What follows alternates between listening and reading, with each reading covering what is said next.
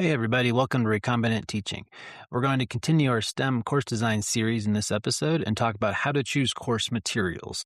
This is a topic that I feel like a lot of people don't really talk about or even have much training in and have no idea, honestly, how to do it. You just kind of go with what feels right. And there's a lot to that, right? Yeah, choosing what you want to teach with is very personal and it's very intimate, even in terms of what you want to choose and how you want to use your materials because it's you, right? You're representing you and when you teach and your style and what you want to do. However, we can kind of apply some logic to it. We can apply some tools. I have some rubrics to share with you, and we can help you figure out what might be best for you when it comes to your textbook, when it comes to your courseware, even when it comes to AI tools these days. So, with all that in mind, let's get started. And again, check out the show notes. I do have rubrics for you. Use those to your liking to help you decide how to choose a textbook or courseware for your own courses.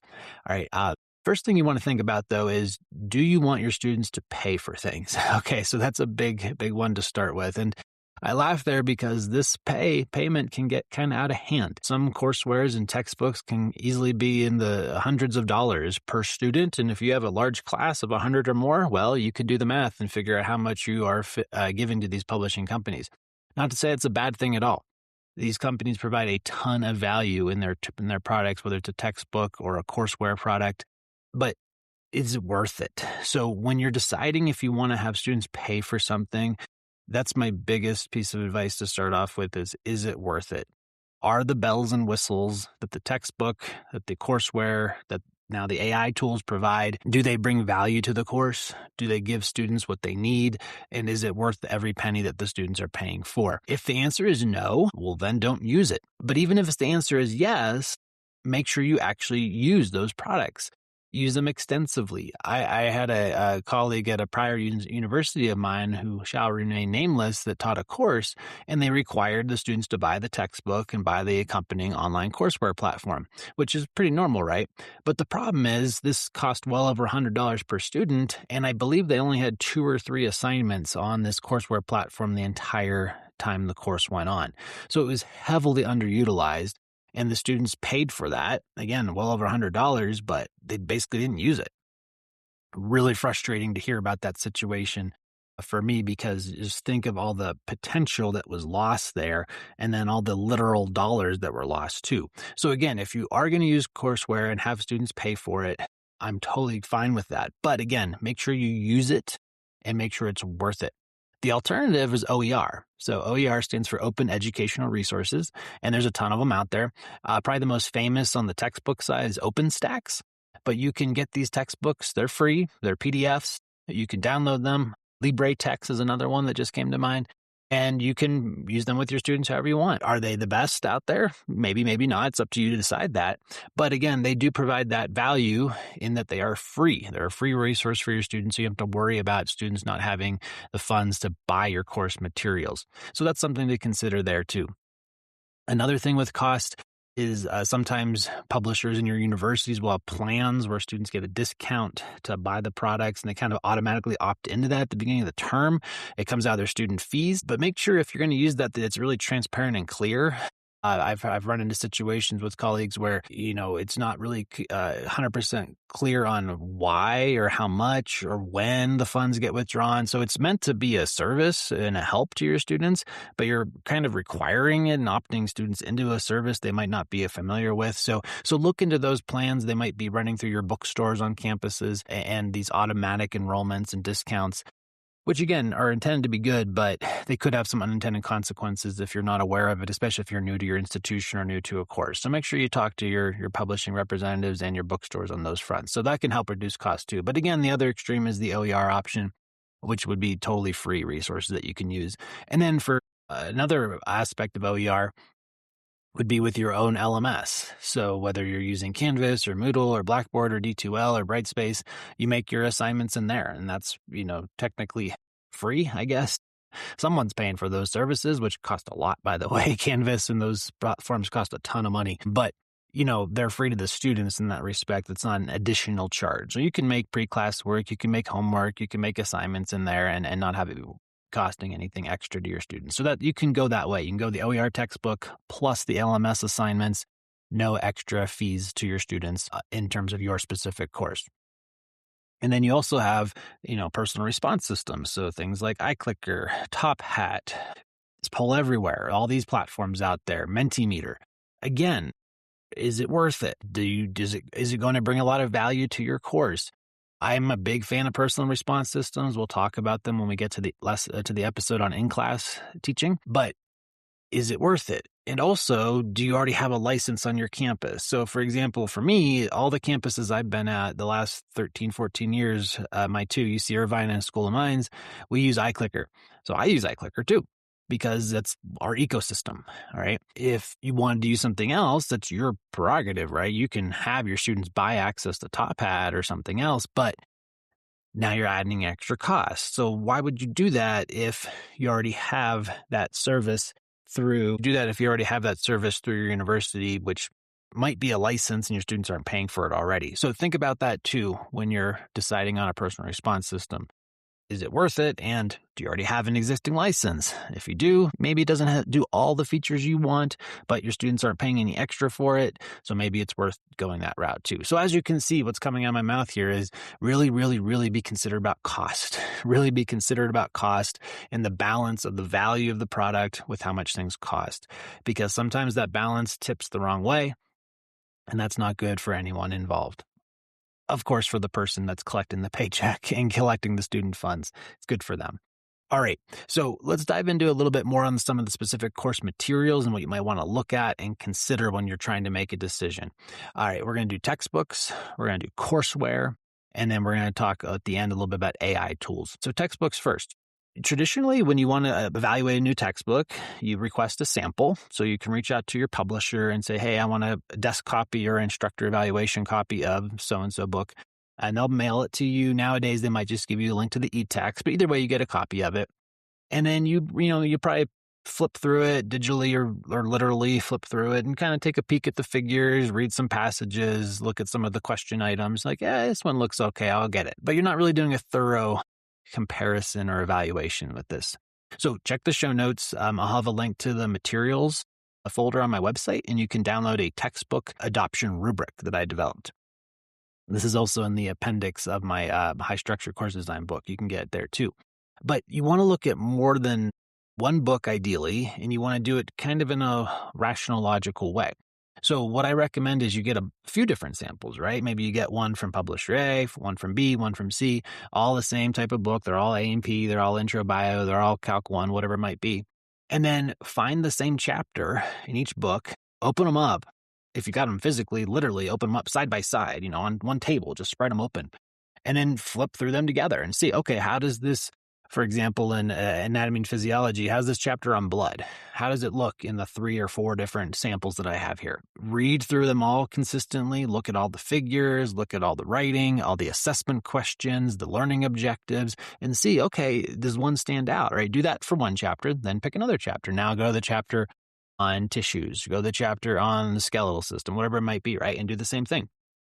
And you'll get a good handle on how these books compare to each other. All right, so that's going to give you a really good handle on the writing, again, the figures, the in-chapter assessment questions, end-of-chapter assessment questions, all of these things, because you're trying to now really figure out, okay, is this good for me? But then is it good for my students, especially if you're going to have them buy it again? So make sure you spend some time reading through it. So on the rubric I made, you can go through those categories and give a score if you want, and then figure out, okay, which one's the best here. You can do this as well on your own. You can also do it as a team, because a lot of times with decisions for textbooks, it's not necessarily an individual decision. It could be a team or a committee. So if you have everyone do this rubric approach, you can then get some scores and average them out even. See, okay, well, this person on the committee liked this book the most, this one liked this book, but now we actually have evidence. We have this rubric that we can compare with each other to figure out, why did you like this one more? Why did I like this one more? Where were the standouts? But, and then maybe we all agree. Look, this one easily stood out. We're going to get this. Okay. So use that rubric on your own. Also use it in a team. You can also look at instructor and student resources. A lot of times books come with accompanying websites now that will have links to, figures or slides for the instructor, extra questions, assessment banks. Students might have a study area online or something like that. So see what else is out there that comes with the book and whether it's worth your time or not.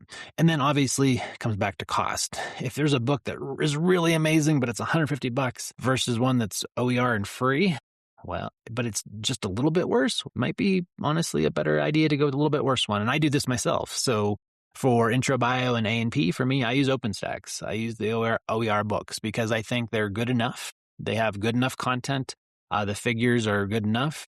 I don't think they're the best, honestly, but they serve my purpose as well. And I like to use them. And my students appreciate that they do not have to buy the $100 plus book. And also students don't have to then go and sometimes pirate the PDFs of the official publisher books, which happens a lot. We all know it happens, right? Our students are good at finding stuff online and there's places to download the PDF illegal, probably illegal, right? Versions of the textbook. And they do it. I know it happens. We all know it happens. So by using the OER book, you avoid that conflict of ethics too. All right. So textbook. That's one thing you want to think about. Use a rubric for that. The next piece is courseware. So these are your accompanying websites and tools. So those platforms are like Mastering from Pearson, Connect from McGraw. We have Wiley Plus from Wiley. You could use Code on Learning. There's a ton of these different materials. And Code on Learning, by the way, is the one that I work with. I'm the A&P course director for them. So check it out if you'd like. Just conflict of interest, letting you know there. And there's a bunch of them out there, right? And they all have different costs. They all have different access times. They all have different bells and whistles again. But again, use the rubric that I have for you. So check out the notes for that. You can use this rubric again to evaluate all the different features of this. How does it integrate with the LMS? How much does it cost? What are all the assessment items like? How many of them? The diversity of types of questions.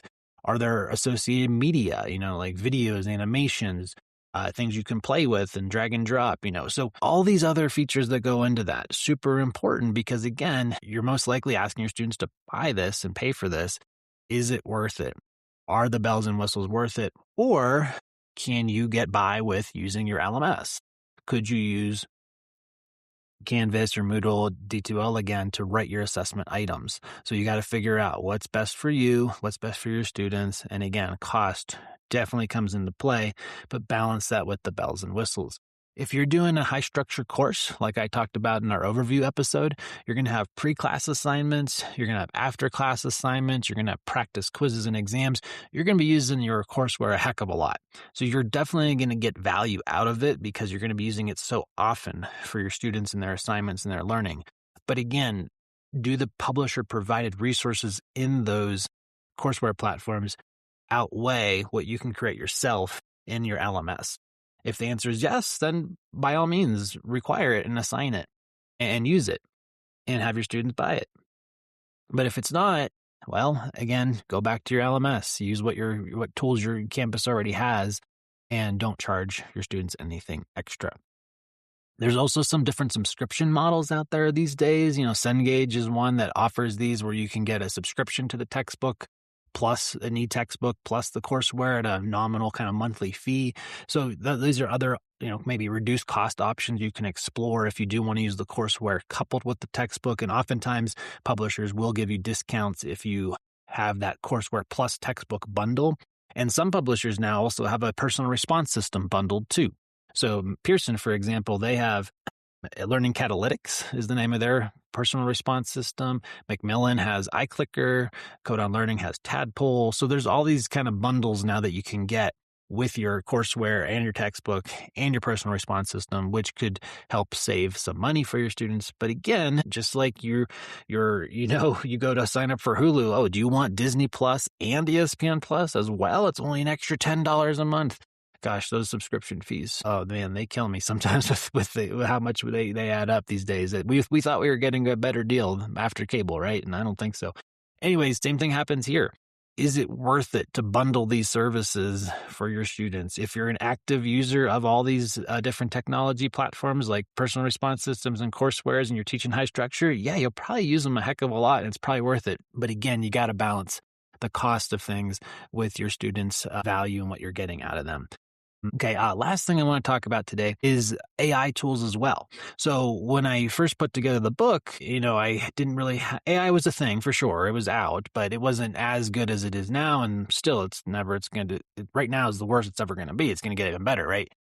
But thinking about choosing an AI tool wasn't on my mind, but now it is, right? So you think about, do you want to have an AI tool that goes along with your course? So the classic example I think now in a lot of higher ed is Notebook LM and Gems from Google, because you can customize this notebook to have your own course materials, have the chat going on that's related just to those materials. It doesn't kind of explore further out beyond the the broader web.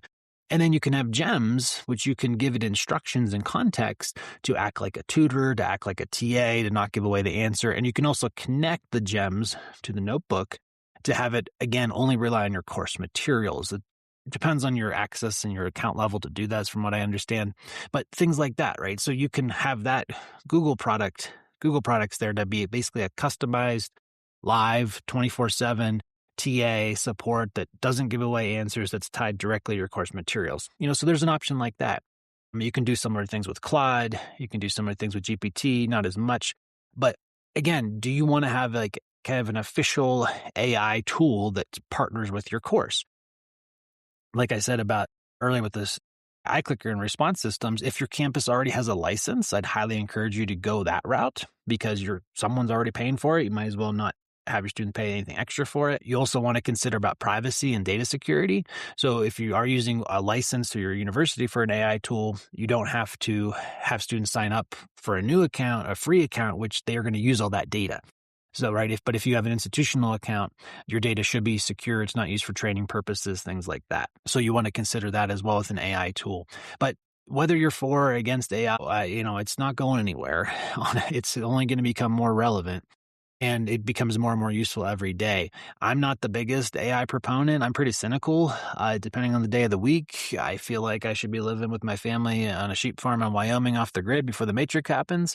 But some days I'm exploring it more and more and learning more about it and seeing how it can be more useful, especially as this agentic AI becomes more and more reality. So again, how could this help boost your students' learning, especially when you're not available for them on the weekend, middle of the night, 24/7 access for help there too, right? So think about that as another course material now, an AI partner, an AI agent tool, if you want to go that far even. And how can that supplement your course? And again, same things: cost, bells and whistles, value, licenses. Do they matter? How are you going to use it? How are you going to have it help your students out? So all that being said, a lot of things to think about when choosing course materials, but start off again with that question of cost. And is it worth it? And those bells and whistles, and let that guide you throughout. Anytime you come to the decision that no, it's not worth the money, then figure out an alternative way to do it. Use the rubrics that I have for you to help you make these decisions, and consider how these tools are continually evolving, especially now in the day of AI, and how to make them work the best they can for you and your courses and your students. Okay, so that's it for this episode, everyone, on how to choose course materials. I hope you found it helpful. Please share with your colleagues, especially if this is a topic that you don't really talk about much, which I do believe is true. Like I said at the beginning, I have not really seen many resources out there for this. So share it along. Let me know, as always, how things are going. If you want me to add new episodes or talk about new issues with teaching and learning and course design, I'm happy to do that. And we'll keep this course design series going this summer. So we got quite a few more episodes to come. We'll talk about the syllabus next and how to put a syllabus together and make it effective and fun even to read. So that's it, everybody. Thanks for listening. Happy teaching.